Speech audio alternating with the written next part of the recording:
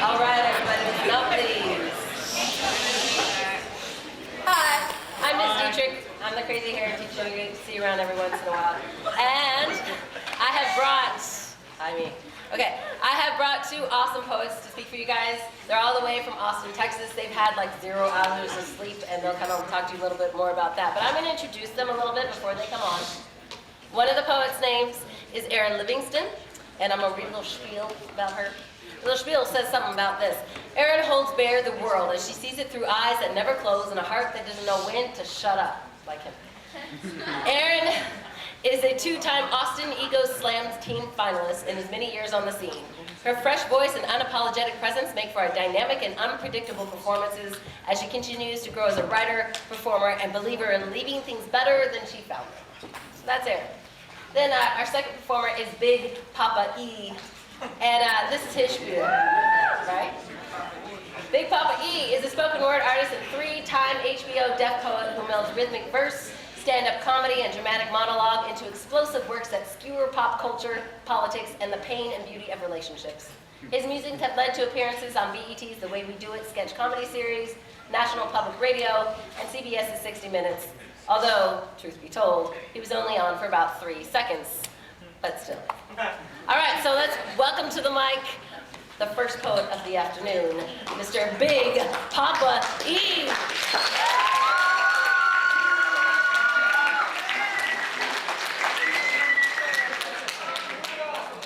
How's it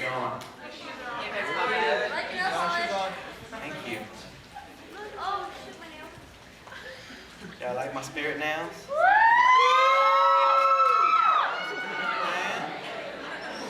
Something wrong with that guy. So check it out. From Austin, Texas, we sold everything we owned, packed what was left into backpacks and rolly bags, and we hit the road for 4 months. We're only 3.5 weeks into it, so we got another, 3 months and a week left, so we got a long way to go. Really tired. I was just falling asleep back there, but I woke up, so. You have a question already? What's your question?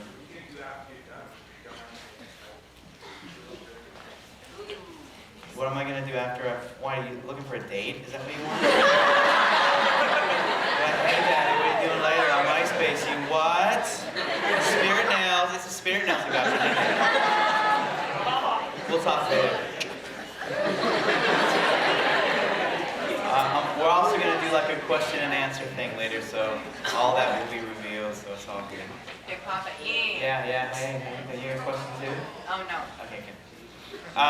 But think of a good one. So we're poets. We're just going across the country, writing, reading, and listening to poetry. And thanks for letting us be here. This is what it's all about in one poem right here. It's called Mission Statement.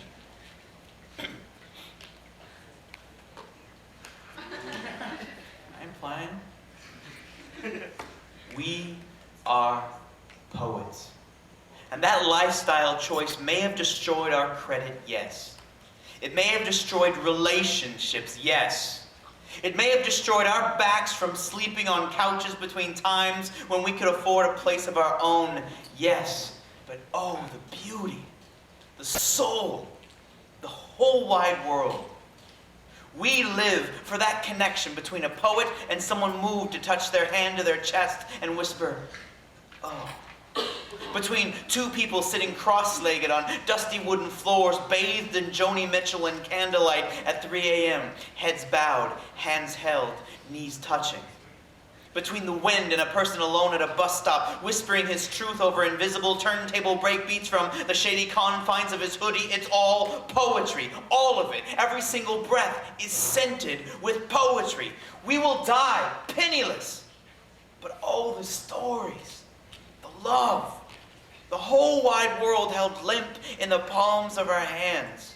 The smiles on our faces as we bid you all goodbye with a twinkle in our eyes and so many sweet, sad songs in our hearts. So many people never get the chance to fly, because they never have the courage to leap blindly, stupidly, floppingly out of the nest and bash themselves against all the branches all the way down. They get up and do it again and again. So many times they feel like they'll die if they try again, but that's the only way to learn how to fly. And every poet who's ever spread their wings and left the bonds of this earth has a body covered in scars and bruises you feel in every word they speak. We don't just write poetry. We live poetry. Warm noses on cold window panes leave haiku in frost. Blank pages across foreheads yield truth. We can cut our wrists on your lips and drip psalms on your tongues. We can't help it. We are poets. People chain themselves to desks and cage themselves in cubicles and trade their precious hours on this planet for scraps of paper and a gold watch and some fleeting notion of security. And we're the crazy ones, wasting time with moonbeams and seashores. We're the irresponsible ones, chasing fireflies and making love on rooftops. To hell with that. Poetry may be the rose-colored glasses through which we see the world, but we get to see everything. We are not allowed to close our eyes. We do not have the right to remain silent. We are hopelessly, painfully, ravishingly, wonderfully, terribly, horribly in love with love and life itself, even when it hurts. Even when we cry and beg for it all to end, even then it's all so very beautiful and real and perfect that we carry sunshine in our chests. Our rib cages cast shadows on the blind side of our skin. You can see ghosts dancing on our flesh if you squint, and we can guide ships to rocky shores just by towing the lips of the ocean and spreading our arms wide. Our goal in life is simple: to be wide-eyed and breathless at the wonders of the world around us, and dance naked in the warm summer rain, and laugh even when everything sucks, because we may not always be happy, and we may not always be right, and we may not always be beautiful, but right here and right now we are young enough to still be alive. And all the stoplights are so green they sprout tendrils that tickle the tops of passing buses. And the whole wide world is still so full of magic and possibility, it would be an insult not to drink deeply of it. That's what we do. We drink deeply of life in full-throated gulps. That's who we are. We are poets.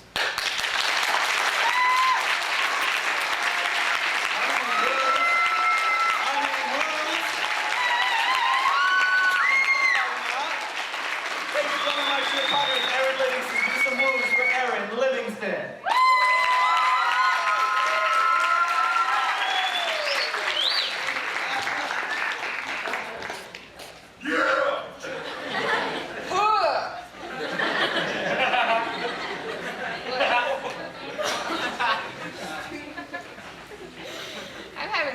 Fun on the road. I have to say, I'm so happy to be here. I've never been to California before, and I'm having a blast. So thanks, y'all, for having me at your high school, and thank Ms. Dietrich for bringing us too. Thank you.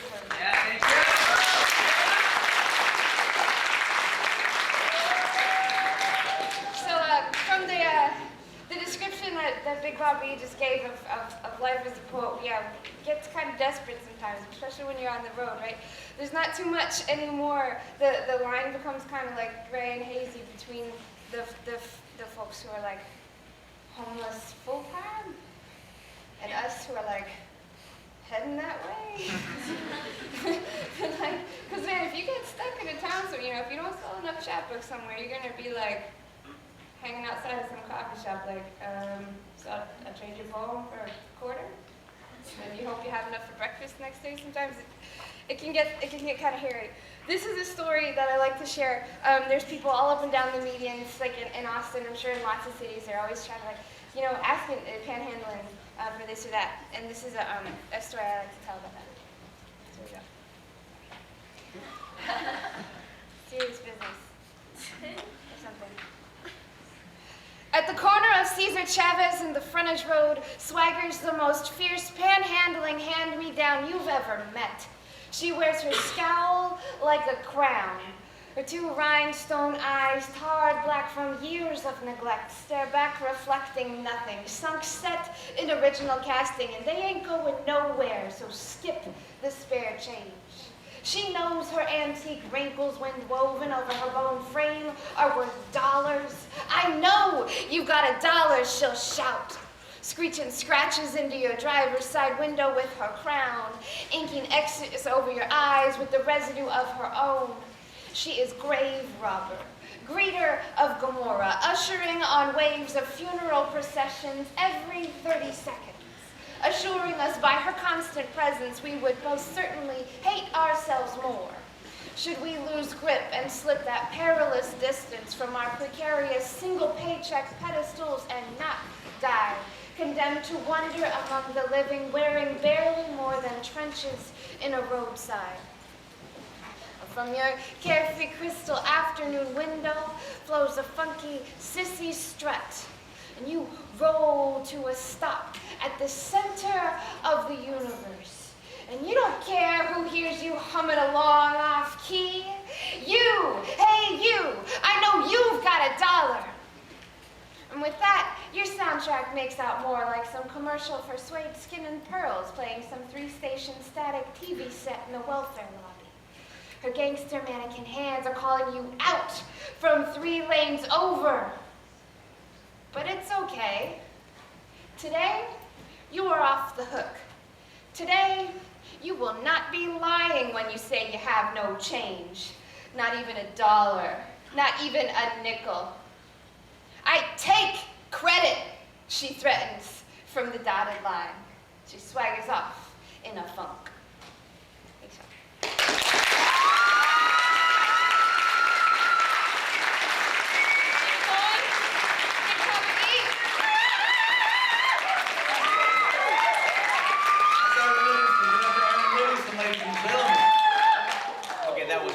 Give it up for Erin Livingston. It's her first time.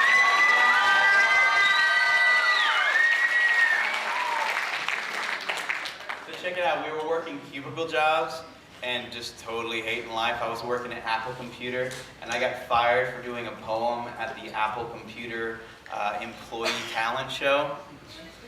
Yeah, I got my revenge. No. But I got my revenge. Just go to YouTube and look for why I got fired from Apple Computer. 1.3 million hits so far. I'm playing. Mess with me, sucker. Anyway, I got fired from my job, and then she just got sick of hers. She used to work at Apple too, and we were just like, dude, I don't want to work in a cubicle anymore. So we just sold everything and went on tour. So we are homeless. We don't live anywhere, which means we live exactly where we're standing. So right now, I live here, and tomorrow I'll live somewhere else. So that's kind of cool. I figure if there's a job of a poet, it's number one to document your life, because no one's going to do it for you. A documentary film crew isn't going to give you a reality show. So if you pass through this life and die, and you leave nothing behind, that's your choice and your fault that no one will remember you. But with poetry, with writing, you can document that stuff for you and anybody else. You can write stuff down and read it 10 years later and be like, damn, I remember that. Otherwise, you're going to forget. So that's why I write. I write because I want to leave a mark in this world. Even though I might not even know the marks that I'm leaving, I know I'm doing something better than just showing up to work on time. I want something on my headstone that says more than just, he was a good worker. He showed up on time, you know? So anyway, one of the things that's really important to do is just notice the little things that everybody forgets to notice, you know? Butterflies and rainbows and stuff. Because if you don't have the eyes for it, you just never get to see half the beauty that's out there. So it's about that. It's called Passersby. I'm sorry I'm so tired. This is like our 5th show in a row, and each one's like 60 minutes long, and so my voice is getting a little tired. So sorry. Passersby. I am the one on the bus you shoulder past every morning on your way to work. The one with your favorite book in his backpack. I am the one walking in the rain as you drive past and think to yourself how glad you are to be in a car instead of outside in the rain. I am the waitress with the sniffly nose you didn't tip because you thought I took too long getting the lemon for your herb tea even though I apologized and didn't charge you for the tea because I thought you were cute. I am the voice of the telemarketer who called at dinner, the one you hung up on in mid-sentence, the one working his way through college, the one who had more things in common with you than anyone you will ever meet, the one you'll never meet again for as long as you live. I am the temp worker who closes her eyes and breathes the scent of your hair conditioner as you pass her in the hallway at work, the one whose name you've never bothered to memorize. I'm the 76-year-old woman who drove so slowly on the freeway that you cursed her and honked at her and drove angrily past her, the one you would have fallen madly and deeply in love with had you only met her at 17 when she was a dancer and a poet. I'm the small woman with pale blue eyes who purchased an orange juice and bagel every weekday morning at your cafe on her way to work for a year. The one who got another job and moved away one day. The one you called the OJ girl in your mind. The one you saw again years later while walking through a crowded airport in Lexington, Kentucky, but didn't recognize. The one who saw you and thought, oh hey look, the bagel guy. I'm the man who lived in the apartment next to yours for years. The one who slept with his head inches from your pillow, separated by a hand's breadth of drywall, wood, and space. The one you never met because he worked the graveyard shift. The one whose newspaper you borrowed every morning, read over breakfast, then carefully placed back in the plastic sack and returned to his front door as you left for work. The one with the CD collection, nearly identical to your own. I'm the cable guy, the pizza guy, your mom's next door neighbor, the landlord, the counter girl, the mechanic, the cop, the paper boy, the exotic dancer at the all-nude strip club, everyone you've ever stood behind in lines, cut off in traffic, spoken with over the phone, dated, loved, and lost, sat next to in movie theaters, walked past on the sidewalk, taken a piss next to in subway bathrooms, purchased lattes from, whose lawns you mowed when you were a kid, who filled your tank, who rang you up, who changed your tire, who gave you a flyer while walking past a bar, a club, a coffee house. We pass within inches of you every single day. We have so many stories to tell, and you will never ask us about any of them.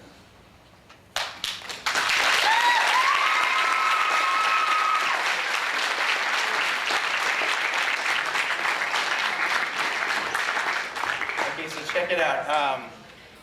The reason I'm all scruffy looking is because my girlfriend broke up with me before I left on tour. All the girls.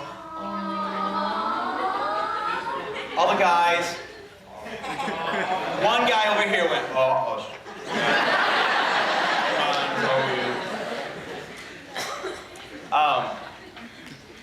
Yeah, and you know, dating is so complicated. Like, isn't it complicated? Like, you gotta whoop out like contracts now. Be like, sign on the dotted line, read this in triplicate, have your people talk to my people, then we'll do lunch. You know? Like, I just wish I could just go back where you didn't have to worry about what's gonna happen. What are they gonna think of me if I do this, that? Like back in the day when you used to go to the movie theater in the mall after your mom and dad drove you there, and you're in the dark at the 6:30 p.m. showing of some Disney movie, and your pinkies are going like, I don't. Wait, I don't. And then finally you go, do it. Oh. and then she doesn't move it, and you're like, yes. And then maybe she does one of these. Aw, yeah, it's on to the break of time. Because then you skip from that right to the thumb, and you're like, yeah! I'm gonna rub a hole in your thumb, yeah! And you just keep doing that. Like, who thinks that's nice? But you do, because you don't know. And then like your hands get all clammy, you're like, I'm gonna pretend that I gotta tie my shoe. And you go, ooh, yeah! And you're wearing flip-flops, but you're still tying them. And then she's like, yeah, woo! And then you're like, and you're holding hands, and you're like, like, remember that? Remember that? When you'd be like, yeah, I got me some hand tonight. What? What? I was holding that hand. That hand was held. Like, I just yearn for that, you know? So I wrote a poem about it. It's called Falling in Light. That one guy who just laughed hasn't had a date yet. That's why he's taking Gatorade on love. He's like, I don't need love. Of course, I never had love, so how would I know? So this is called Falling in Light.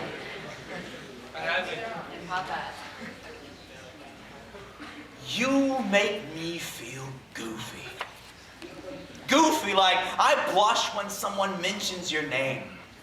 Goofy like I have a bazillion things I want to tell you when you're not around, but face to face I just stare at my toe making circles on the ground like I'm all thumbs and no place to put them. Like I just want to write you a note that says, do you like me? Yes, no, or maybe.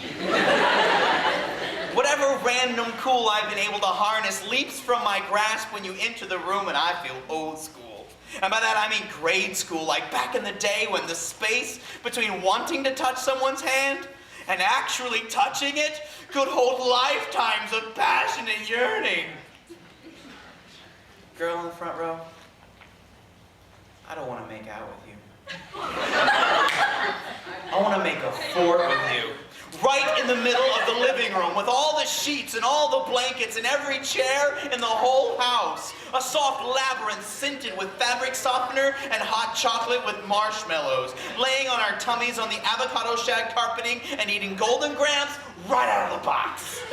We'd be the best spellers in all the 6th grade spelling bee, and we'd spend our recesses in the library, quizzing each other over dueling dictionaries and encyclopedias and having cutthroat Scrabble wars, and you would always accuse me of cheating, but I still swear that ishkabibble is a real word.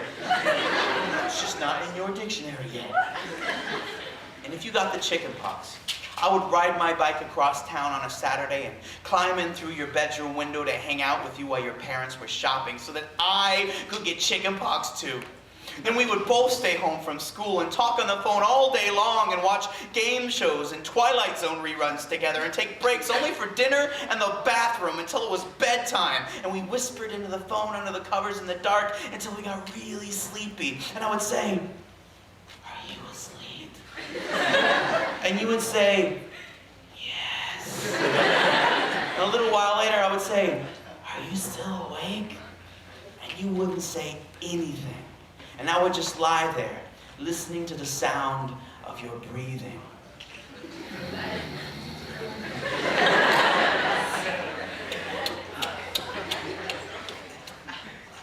On my homemade Valentine's Day card, I would write, I like you in sparkles and blue. Only my handwriting is so bad, all my K's look like V's, but we decide that's better anyway. I live you.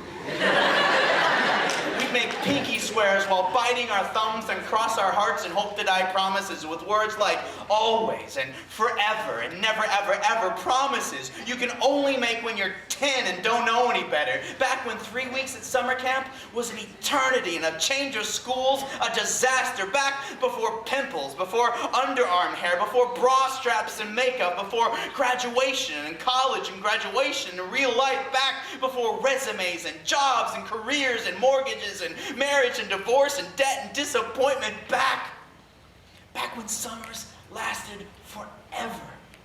And our very first kiss on the cheek was the most awkward and scary and wonderful thing in the whole wide world. That's how I like you, like a lot. So which is it? Yes, no, or maybe?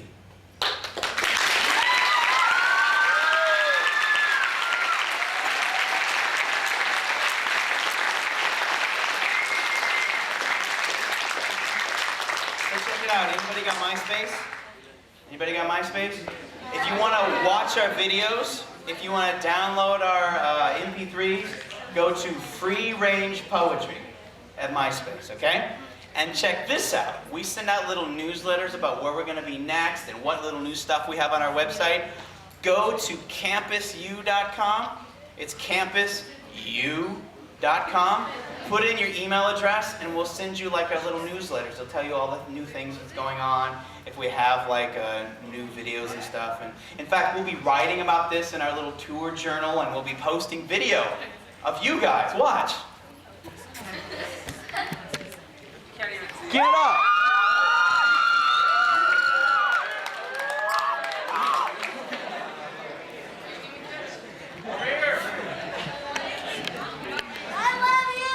Oh, I love you too, Mom. That's my mom, ladies and gentlemen. Get up for my mom. So, yeah, campusu.com. Remember that. Just go put in your email address and we'll send you all kinds of stuff. All right, ladies and gentlemen. I've been touring for the last like 10 years, but Erin has never been outside of Texas or Ohio. This is her first trip to California ever. Yesterday, I had to tell her what the definition of hyphy was, okay? She's a little sheltered, okay? So I want you guys to start stomping your feet, start clapping your hands. Erin, really say like you've been doing.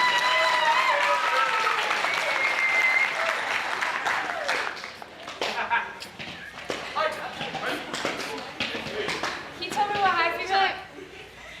Like an hour after he looked it up on Wikipedia? So don't be fooled. What does it mean? Like crazy, stupid. Let's hear some poems. Yeah! That is an excellent suggestion. Ladies and gentlemen, Erin Livingston!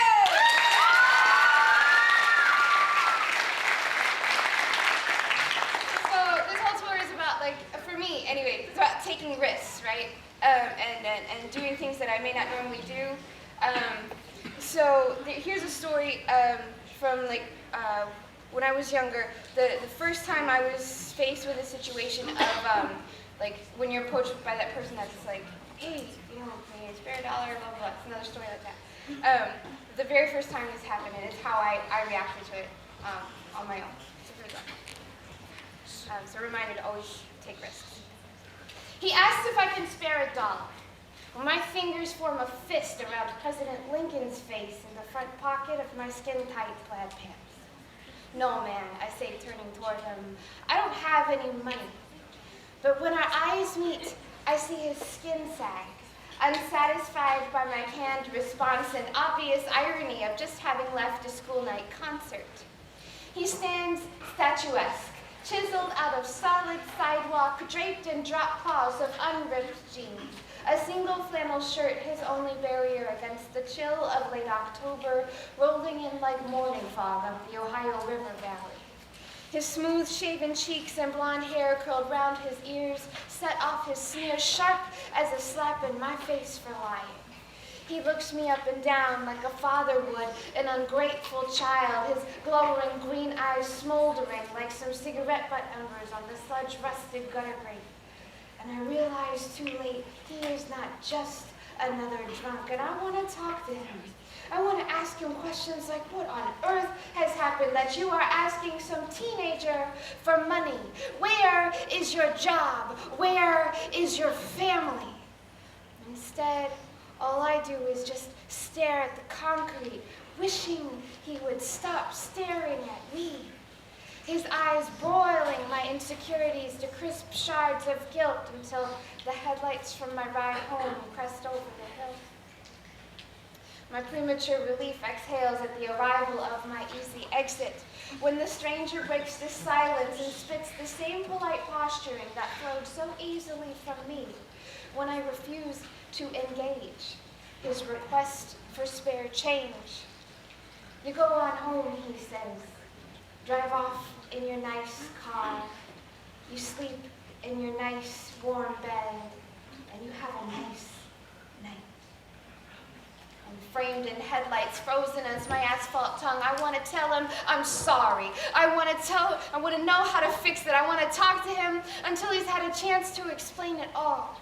But I've got a curfew, and a parent waiting in the car who wouldn't believe me if I told them that there is far less danger in talking to strangers than there is in ignoring them.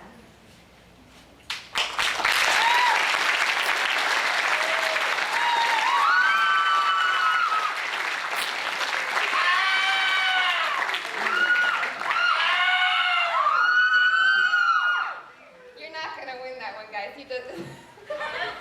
Sounds like somebody's stabbing his grandmother. I won't do that again.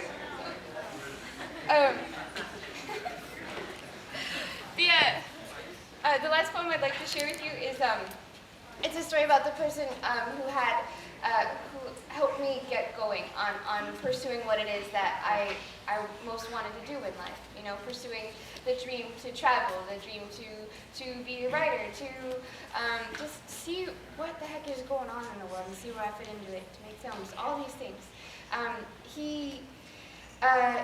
He's somebody that I could talk to about anything, and he had faith enough in me to help encourage me to do that. So I hope that all of you have somebody like that in your life that you can go to and talk to about anything that is encouraging you to step up and pursue what it is you're after. And if any of you have ever considered getting up on the mic, and you know, all the times it's happened to you, like, oh my God, I could never do that.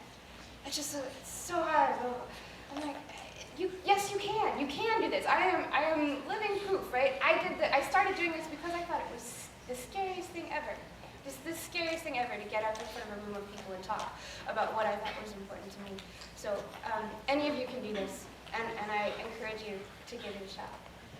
So. What a benediction is this, to be told at 20, you will make great changes, by a man who has seen nearly a century of it. On Mondays, we'd eat lunch at his computerless desk, scattered instead with precious handwritten correspondence and articles on the sources and solutions for the sordid state our country is in. On some occasions, crumbs of ham and mustard would dangle from his sweater or his chin. And other days, his body slid diagonal down the chair, and he'd just sit there, unembarrassed. I mean, he couldn't help it. The point is, his mind's still sharper than his arthritic pain. He is 32 years since retired, Professor Emeritus of Philosophy and Religion. Next to God, the thing he loves most is the question, what do you think? And then his whole brow wrinkles, squinting at the brightness of his own excited eyes before leaning back to wait for my reply. And Russell would always listen to my innermost thoughts, ones I didn't even know I was thinking, and draw them out onto the canvas of space between us, sculpting knowledge out of air with hands of tan and faded leather, strong enough to make at least a memorable handshake, should every word he speak fall forgotten. But I hung from them, like the crucifix on the only wall in his office not covered in books. Russell always had time to listen, even when he was 4 years old, growing up Quaker in a rural Indiana home when his father told him, if I am called to war, I will not go. 1914. This man has seen it all, and it scares me to death, the depth his recessed eyes can see into my soul. His benediction becomes a time bomb, duct taped inside my rib cage, hardwired down my veins, and just below this calm countenance, I am ablaze in electric sparks and stray embers exploding hearts to tick awake, to believe in themselves as I do. Yes, you will make great changes.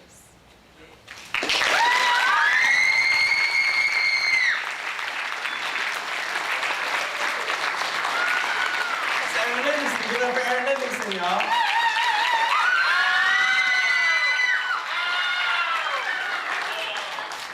Alright, so check it out. Part of the fun stuff about being at a school is that I can't get fired, but also we get to do question and answer stuff. So if you have any questions about any aspect of being a poet, making a living with your creativity, touring across the country, what it's like to be stinky together on a Greyhound bus and kind of hate each other's guts for about 30 miles, any question at all, just raise your hand. We'll do questions for a bit. Come on now, I know somebody's thinking something. Where can I find your phone? I'm sorry? Where do I find your phone? MySpace, go to Free Range Poetry. Where? Free Range Poetry. So F-R-E-E, like it's free. Range, like it's a range. And poetry, like it's some poetry. It's free and on a range. Or go to campusu.com, CAMPUSU.com, and there's a little box where you put your email, and then we'll send you all the updates about, like, here's where you get our stuff, blah, blah, blah. But yeah, you can order books from us and stuff like that, and CDs, but most of the stuff is just for free. Yeah. What do both of you respectively think of Kathleen Dietrich's slam poetry? What? You can't do that. Oh, I think it's just been done. No, it's not. It's done been done. Let me tell you about Kat. No. Let's dim the lights a little bit.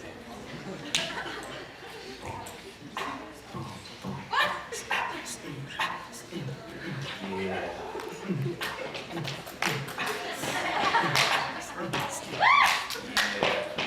Let me tell you about Kat. Yeah, I got nothing. K to the A to the T to the what? I'm gonna get hypey.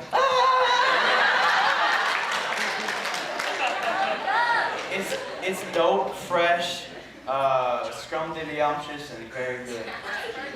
Yes, I like it a lot. You should listen. So many teachers are afraid to connect with you on a personal basis because they're afraid to lose their jobs. It's a really good teacher that learns how to connect with you in a way that she's allowed. And look at what she's doing. She brought us here to just connect with you so you could do something that was different, you know? That's the kind of teacher you want to applaud, and that's the kind of teacher you want to keep in the school. So give it up for Kathleen.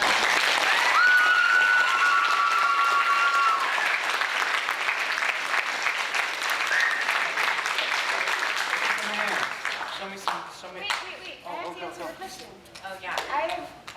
I've heard I was like, Kathleen. Yeah. Cat. Cat. She's cat. But I've heard her poetry, and it I want to cry, like, because it's so good, but like, you don't cry because you don't want to make a scene, so you just kind of hold it in, and then you just get really emotional, and then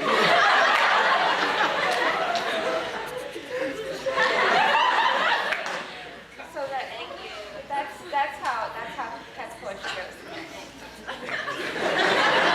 Erin, Big Pop E. Yes. What about Wussy Boy? Oh, yeah. Do we have time? What time? Yeah. We have time right now. Go. Oh, well, Once you now, go. I guess I'll do a special request for Kat. Yeah, well, it's not just me. Raise your hand if you've heard of Big Papa E before today. Some of my students have. Okay, so these people need to hear Wussy Boy. Well, Yes. then I'll just do it. I'll give people what they All want. right. Ladies and gentlemen, start doing this.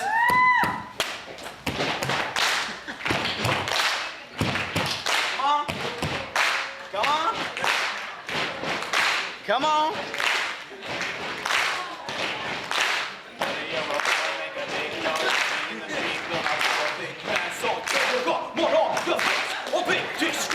Kicking your cat all over the place. I'm saying. No, stop now. Y'all let me hang. No, you let me hanging now. God, that was your moment of glory. You were just like, what? That's the opposite of hypey. That's that E5. E5. My name is Big Papa E, and I am a wussy boy. Yeah. It's taking me, okay, here, let me explain something, all right? If this recording has a lot of applause on it, we'll put it on YouTube. And it'll be you guys applauding like crazy, or just like sitting on your hands. So, do you want to be on YouTube? Okay. Even if it's not funny, I want you to scream and yell and shout as if it's the funniest thing in the whole wide world. You guys ready? Angel rocks!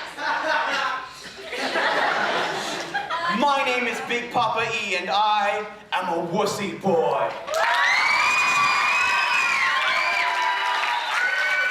It's taken me a long time to admit it. I remember shouting in high school, "No, Dad, I'm not gay. I'm just sensitive." I tried to like guy stuff like hot rods and jet planes and Budweiser poster girls and football, but I never got the hang of it, Dad. I don't know what's wrong with me. Then I saw him there on the silver screen, bigger than life and unafraid of earrings and hair dye and rejoicing in the music of The Cure and Morrissey and Susie and the Banshees, walking loud and talking proud, my wussy boy icon, Ducky in Pretty in Pink.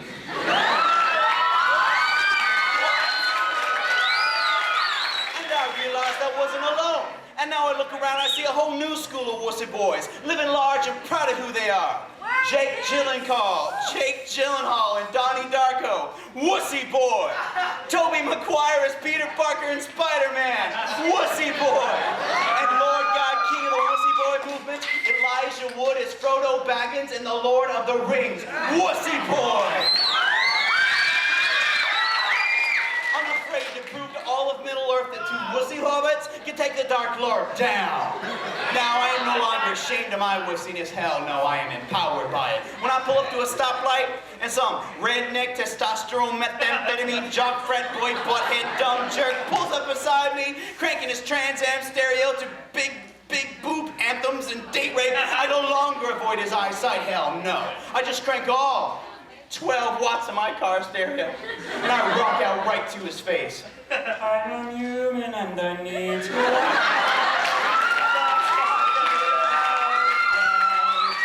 I am Wussy Boy. Hear me roar. Bar fight? Shoot, you think you can take me, huh? Just because I like poetry better than Sports Illustrated? Well, allow me to caution you, for I am not the average, everyday, run-of-the-mill wussy boy you beat up in high school, punk. I am wuss-core. Don't make me go Renaissance on your ass, because I will write a poem about you. A poem that will tear your psyche limb from limb, that exposes your selfish insecurities, that will wound you deeper and more severely than knives and chains and gats and baseball bats could ever hope to do. You may see 65 inches of wussy boy standing in front of you, but my steel-toed soul is 10 foot tall and bulletproof. Bring the pain, punk. Beat the crap out of me. Show everybody in this bar what a real man can do to a smack-talking wussy boy like me. But you better remember, my bruises will fade, my cuts will heal, my scars will shrink and disappear. But my poem about the pitiful, small, helpless Oscar Mayer wiener you really are will last forever, biatch.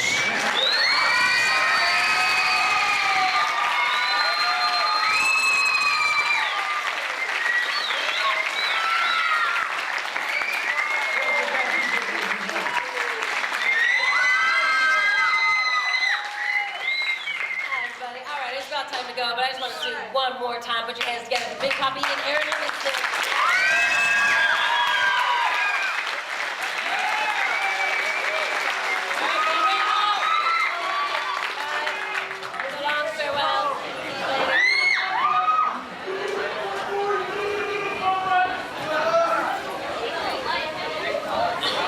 High five. High five. I love you too much. Too much. Yeah. Yes, you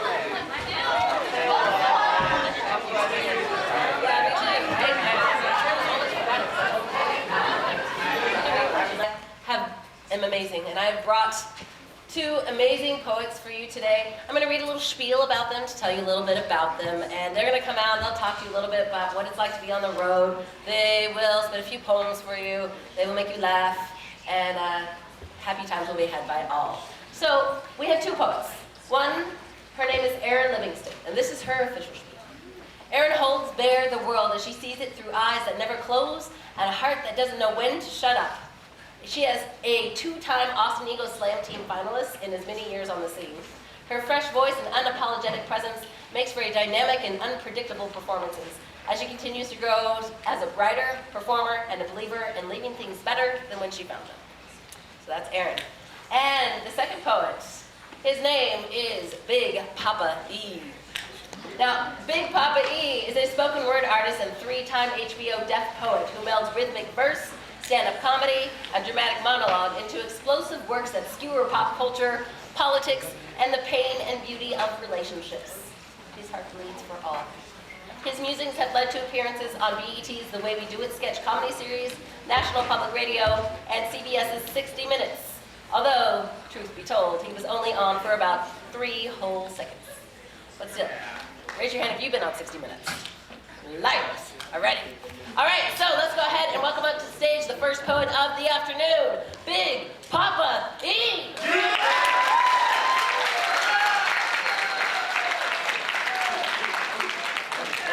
Hey, everybody. How's it going? How you doing? So, thank you so much.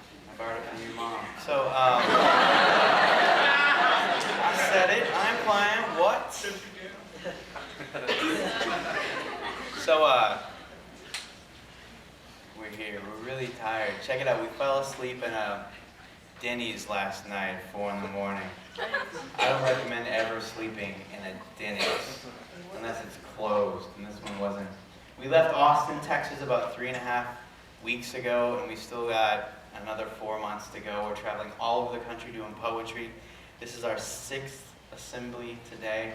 My voice is raw. I'm so freaking tired, I can't stand it, but I feel pretty darn good. Yeah, so give it up for feeling pretty darn good.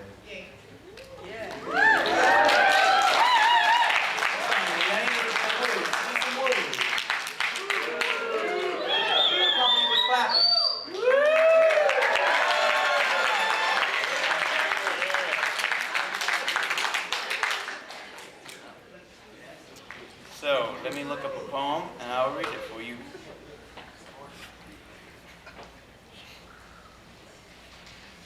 Anybody like Harry Potter by any chance? Anybody hating on Harry Potter? Really? Shut up. You suck. Love me some Harry Potter. Don't be messing around with my Harry Potter. Anybody not read it, the last book yet? You know that Hedwig dies on page 125, right? Oh, you've never read it yet? I'm kidding. Hedwig doesn't die. It's 126. Okay, here we go. Just a couple months ago, we were working in cubicles in Austin, Texas, working for Apple Computer. They had the great big Apple Computer talent show, and they asked me to do a poem. So I said, okay, I got a couple poems. A day after I performed this poem, I was fired from Apple Computer. Yes. And so what did I do? I did what anybody does when they get fired. I went to YouTube and I made a video called Why I Got Fired from Apple Computer. If you search for it now and watch it, you'll be amongst 1.3 million people who have seen it. This now for you is the poem that got me fired. Yeah. Yeah. The guy from Stone Temple Pilots is over there. Yeah. I want to run through your wicked garden. Hey, you know, I just learned what hyphy was today. Was I being hyphy just now? Was that hyphy? Was it remotely hyphy? Was it hyphy? Well, I gotta get dumb? I gotta get stupid! I gotta get stupid! What? What? Is that right? That's not even remotely hyphy. Okay. I have to go to Wikipedia and look it up. Did you find out what a face space was, what? What's that? Face space? The who? So I was working on the phones at Apple Computer, taking on phone calls. Oh, Canadian FedEx lady. The way you giggled when you caught me beatboxing to your hold music after you tracked my customer's package made me want to forever renounce my American citizenship and immigrate to the Great White North. Oh, Canadian FedEx lady. If you were half as cute as the entire city of Vancouver, British Columbia seemed the last time I toured through Canada, then you are so very cute. Especially if you are also short and wear cat's eye glasses, because short, cute girls who wear cat's eye glasses totally kick my butt. Oh, Canadian FedEx lady. The way you mentioned how cool it was that Bob Marley's Buffalo Soldier was playing on my hold music when I had to talk to my stupid American customer who was rude and mean, as most American customers tend to be, unlike most Canadian customers who seem every bit as polite as you. Well, that made me think you are cool too, because I like Bob Marley. Only I hope you don't like Bob Marley too much. As in not enough to be a smelly, nasty hippie who also likes crappy jam bands like Moe, and leftover salmon, and fish,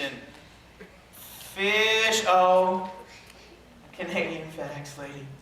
I loved that you said Z for the last letter in the alphabet. And I loved how you ended most of your questions with, eh. And I love that you asked me for my customer's postal code, then giggled and apologized and said, "Oh, duh, you guys say zip code, eh?" And I imagine when you said that, you shyly tucked your long hair behind your ear and rolled your big anime eyes. And I'll bet those eyes were as blue as the great Hudson Bay, only deeper and warm. Or better yet, green as Calgary bluegrass in the summertime, only they wouldn't make me sneeze. Or hazel, with little yellow flecks orbiting your irises like the lights of Toronto, winking from the surface of Lake Ontario. And even if your eyes are brown, like mine, and I hate mine, Canadian FedEx lady, I'll bet they'd be the loveliest shade of brown since pudding. And I love pudding. Oh, Canadian FedEx lady, I love Rush. I love Neil Young. I love Joni Mitchell. I kind of like Avril Lavigne. I love Canadian bacon, although you probably just call it bacon, unless you're a vegetarian, in which case to hell with bacon. Stupid bacon. Oh, Canadian FedEx lady. I wish I'd given you my website, www.campusu.com, so you could check out my poetry and see that I am witty and I am charming and I have tremendous taste in books, music, and movies. And we could have used your employee discount to send each other mix CDs for free. That would have made us fall crazy in love with each other. And the next time I was in Canada, we could have met in a cafe and gazed lovingly into each other's pudding brown eyes as Bob Marley played over the coffee house stereo system, and we held hands and smiled and sighed. But I didn't. And now, I will never ever meet you, Canadian FedEx lady. And I will never know what color your eyes are when it rains, or what you think of this poem I just wrote for you 5 minutes after we finished our call, as I kept my stupid, rude, mean American customer on hold the entire time. Hereby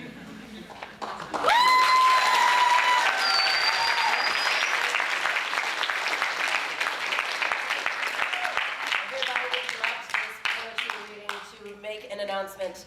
Sean Aguilar, you are going home. Is Sean Aguilar here? You're right here. Because you are going home. Go home now and don't come back. Or maybe tomorrow. Okay. Poetry resumes. Everybody!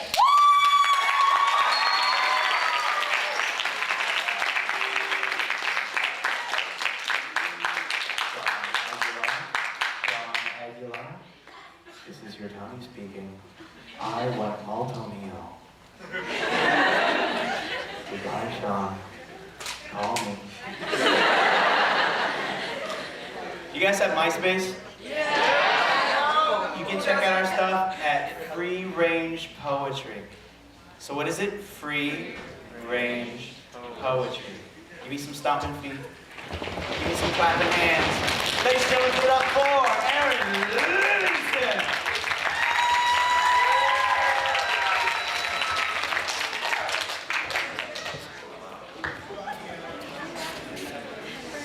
Hey, everybody. Hey, high five people that responded. How are the rest of you? What? Who's in charge here? What's going on? Excellent. So, okay, here's the story. I'm just going to jump right into it. A letter arrived the other day from my grandma. It included an update on all the grandkids, the great-grandkids, a few aunts and uncles, my parents, the renovations in the living room, the moles in the garden, a photo of me and Thelma, that's my grandma, and a reminder that her life is only getting shorter. She tells me she prays for all of us all the time, and I'm willing to bet this even includes the moles. Thelma is a worrier. She always has been, always will be. Same with my mother, same with her sisters, same with me. My family, they worry about love, about money, car insurance, health insurance, good credit, and the future of all these things. And I know it is all for the sake of those they care about most. They want us kids to be safe and happy. In short, they want us to not have to worry. When I was 6, my grandma gave me this set of worry dolls from Mexico. She said to tell each one a worry before placing it under my pillow, and by morning, the worry would be gone. This, I thought, was an excellent invention, quickly putting all the dolls to work. Now, one night, my parents tucked me into bed and discovered a veritable village of worry dolls living under my pillow. And they expressed their concern that one so small should have so many worries, and I started to cry. I told them how I worried about world hunger and world peace, about being kidnapped and the house being robbed and all of us being attacked in our sleep. I worried about the environment and the holes in the ozone layer, about poverty and racism. I worried about making friends at school. I even worried about the Boreals because they didn't freaking work. I would wake up in the morning and find this troubled tribe, and everything entrusted to them the night before would come flooding back to me. My world became no less distressing in the days that followed, and the older I get, the more I wish I didn't sell those poor little people for 5 cents at a garage sale. I mean, at least then I could delegate my dilemmas and hold daily meetings with each anxiety-riddled representative to see how things were coming along. But today, it's just me, left to worry alone, smothering under pillows of responsibility to self, to debt, to family, to the future, to all of those stuck riding this planet in circles with me, so I sit. And I worry still about world hunger and world peace, about the environment, the holes in the ozone layer, about being attacked and carried away in my sleep, about all the problems that come with poverty and racism. I worry that my college degree stands for nothing, that there is no hope for desperate situations, that addictions might never be mastered, that love is as much a phase as hipster fashion. I worry that hipster fashion is not a phase. I worry I may never see my grandmother again, and there is no one to blame for that but myself. I worry that the worst is yet to come, and in our comfortable, softened, veal-calf existence, we'll be too fickle and weak in the knees to stand up for ourselves with some righteous conviction. I worry that I am the only one who feels this way. I worry that everyone feels this way, but is already too scared to say it. So I sit and I worry so that one day no one else will have to.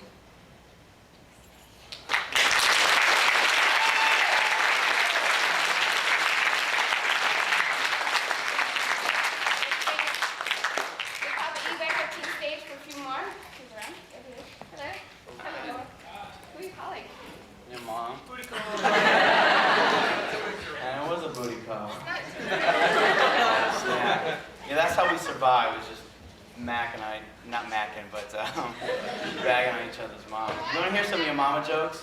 Yeah. I love your mama jokes, you know what I'm saying? So here's some of your mama jokes. Oh, I got a text message from your mama this time. Meet me in the boys' toilet in 5 minutes. I'm just totally kidding. I don't mean to disparage your mom. I'll get off your mom so everybody else can get back on. So, I'm just playing.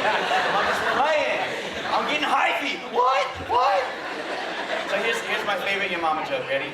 Yo mama is so fat, and then you guys say, how fat is she? Ready? Yo mama is so fat. How fat is she? It takes her 2 trips to haul ass, all right?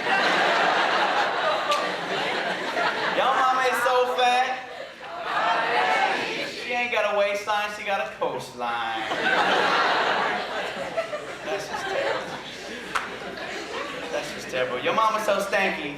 How stanky is she? She's so stanky she used secret and it told. That's just wrong. That's just wrong.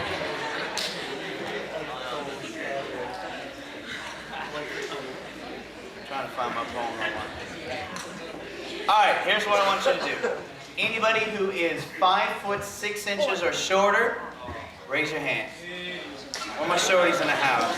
Where my shorties in the house? All right, this poem is for my shorties. All right? Poem is for my shorties. It starts with a quote. Height is not measured from the ground up, but from the sky down. Napoleon Bonaparte. It always happens. When I rock a microphone, I feel 10 foot tall and luminous, steel-toed and bulletproof, but then I'll walk triumphantly off stage, and inevitably, some tall idiot walks up to me and feels compelled to state the obvious. Wow, Big Papa E, you're not very big, now are you? Well, allow me to fashion a witty retort. To hell with all y'all tall people, short people, rah! Being short is not not a shortcoming, it's a strength. All it takes to turn a tall person into a whiny little punk is a road trip. But me, I'm stretching out and going to sleep. If this venue were engulfed in smoke and flames like a great white concert, all you tall people would fall to your knees, trying to suck up all the good air. But us short people, we just walk right out. Because it's all good air when you're this short.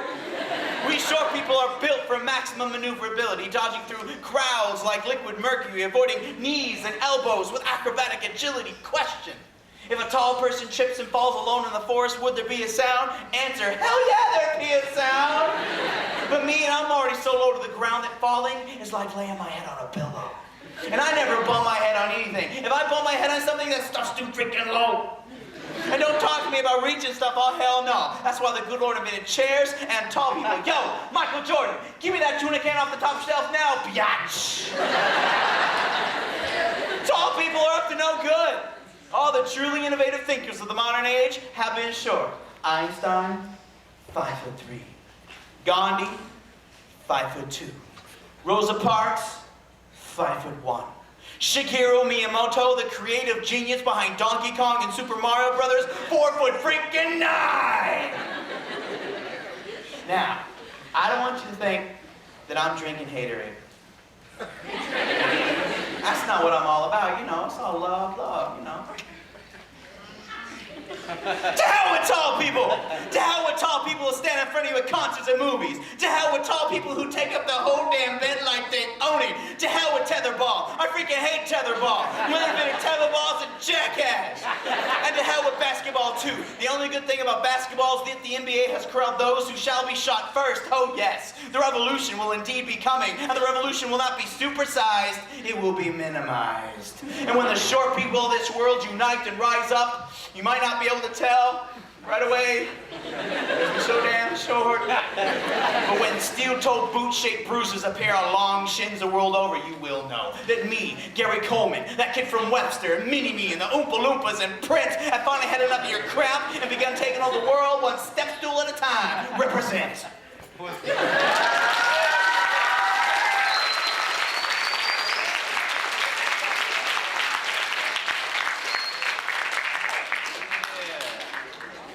All right, show of applause. How many people like Harry Potter?